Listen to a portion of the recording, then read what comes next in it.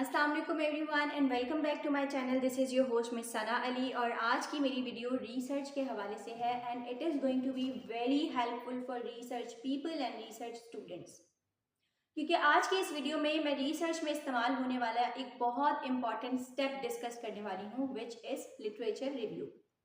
तो आज मैं आपको बताऊंगी कि लिटरेचर रिव्यू के हवाले से उसको लिखने के लिए, बनाने के लिए और पब्लिश करने के लिए कौन से अहम स्टेप्स होते हैं जो कि एक रिसर्चर को फॉलो करने चाहिए। और अगर आप इन स्टेप्स को फॉलो करते हैं तो यकीनन आप एक अच्छा लिटरेचर रिव्यू लिख लेंगे आसान तरीके से और उसको पब्लिश कर लेंगे। तो जनाब, सबसे पहले हम बात करेंगे कि लिटरेचर रिव्यू होता क्या है। जब भी हम कोई रिसर्च पेपर लिख रहे होते हैं या इवन अगर हम स्टूडेंट हैं और हम थीसिस बना रहे हैं तो हमें कहा जाता है कि सेकंड स्टेप या सेकंड चैप्टर के अंदर लिटरेचर रिव्यू लिख कर लाएं। लिटरेचर रिव्यू में आप पुराना लिटरेचर जो कि आपके टॉपिक से रेलिवेंट है उसको लेके आते हैं। ऐसे तमाम पेपर जो कि आपके टॉपिक को सपोर्ट कर रहे हैं या फिर आप ये ढूंढते हैं कि पुराने लिटरेचर में कौन से गैप्स रह चुके हैं, कौन से होल्स हैं जो कि आप फिल करने वाले हैं अपनी रिसर्च से। तो इस तरह आपकी रिसर्च में एविडेंसेस भी मिल जाते हैं और साथ ही साथ आपकी रिसर्च की सिग्निफिकेंस भी उभर के सामने आती है कि वो काम जो कि पहले के लिटरेचर्स में नहीं हो सका वो काम आप करने वाले हैं। तो लिटरेचर रिव्यू करते हुए सबसे पहला स्टेप होता है डिफाइनिंग द प्रॉब्लम, यानी कि आपने 2 से 3 पेजेस के अंदर डिटेल में बताना होता है कि जो आपका टॉपिक है वो क्या है और कैसे आपका टॉपिक पुराने लिटरेचर के गैप्स को फिल करने वाला है। So you will write down 2 to 3 page summary of gap in the literature और साथ ही साथ फिर आप ये बताएंगे कि आप जो काम करने वाले हैं, जो कि पुराने लिटरेचर का गैप है जो आप फिल करने वाले हैं, वो आपकी टारगेटेड पॉपुलेशन के लिए कैसे यूजफुल है। मिसाल के तौर पर अगर आप ने पॉपुलेशन चूज़ की है डॉक्टर्स, तो कैसे आपकी रिसर्च डॉक्टर्स के लिए हेल्पफुल रहेगी। आपकी पॉपुलेशन है मेंटोर्स, तो कैसे आपका काम मेंटोर्स के लिए हेल्पफुल रहेगा। यानी कि आपने ये देखना होता है कि आपका काम आपकी टारगेटेड पॉपुलेशन के लिए कैसे हेल्पफुल है, ये आपने बताना होता है। उसके बाद आता है सेकेंड स्टेप लिटरेचर सर्चिंग।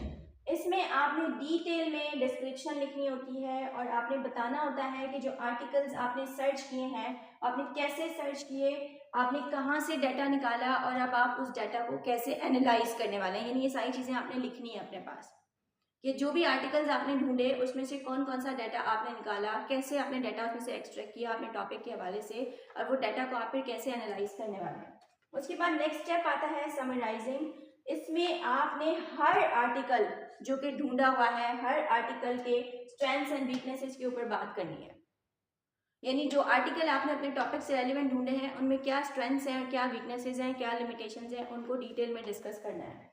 उसके बाद आपने डिफाइन करना है अपने आर्ग्यूमेंट को। आपने ये देखना है कि जो लिटरेचर रिव्यू आपने किया है, जो पेपर्स आपने निकाले हैं, उनमें कौन सा एक खास पैटर्न फॉलो हो रहा है, कौन सी ऐसी बात है जो बार बार की जा रही है। मिसाल के तौर पर अगर आप ये ढूंढने वाले हैं कि चैलेंजेस इन मेंटोरशिप क्या है, तो क्या जो आर्टिकल्स आपने निकाले हैं हो सकता है उन तमाम ने टाइम मैनेजमेंट को चैलेंज कहा हो फॉर द मेंटोर्स। तो आपने बताना है कि कौन सा एक खास पैटर्न हुआ है, फॉलो हुआ है और साथ ही साथ फिर आपने ये बताना है कि ऐसा कौन सा आर्ग्यूमेंट है जो कि उन आर्टिकल्स में मौजूद है और फिर आप उस आर्ग्यूमेंट के सपोर्ट में या ऑब्जेक्शन में अपने पॉइंट के एडवोकेसी में क्या आर्ग्यूमेंट देते हैं, इसको आपने लिखना होता है। और उसके लिए यकीनन आपको ज़रूरत पड़ती है लिटरेचर की ही, क्योंकि जो बात आप कहना चाह रहे हैं जो आपको आर्टिकल्स में नहीं मिली, हो सकता है वो बात किसी और आर्टिकल में मिल जाए। तो आपने अपनी बात को सपोर्ट करना होता है, अपने आर्ग्यूमेंट को डिटेल में सपोर्ट करना होता है लिटरेचर का सहारा लेते हुए।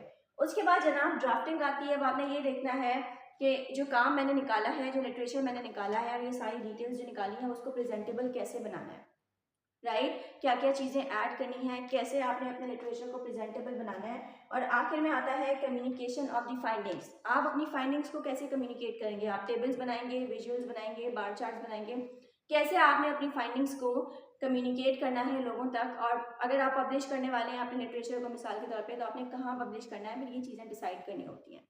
तो ये तरीक़ेकार है लिटरेचर रिव्यू का। और लिटरेचर रिव्यू करना एक बहुत अहम स्टेप होता है क्योंकि रिसर्चेस के अंदर आप कोई भी बात अपनी मर्जी से नहीं कर रहे होते।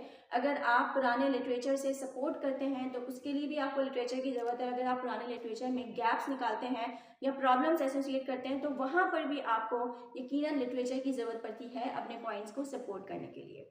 तो जनाब, अगर मेरी वीडियो आपके लिए हेल्पफुल रही तो इस तरह की मजीद वीडियो के लिए मेरे साथ कनेक्टेड रहें और मेरे चैनल को सपोर्ट करते रहें। Thank you so much.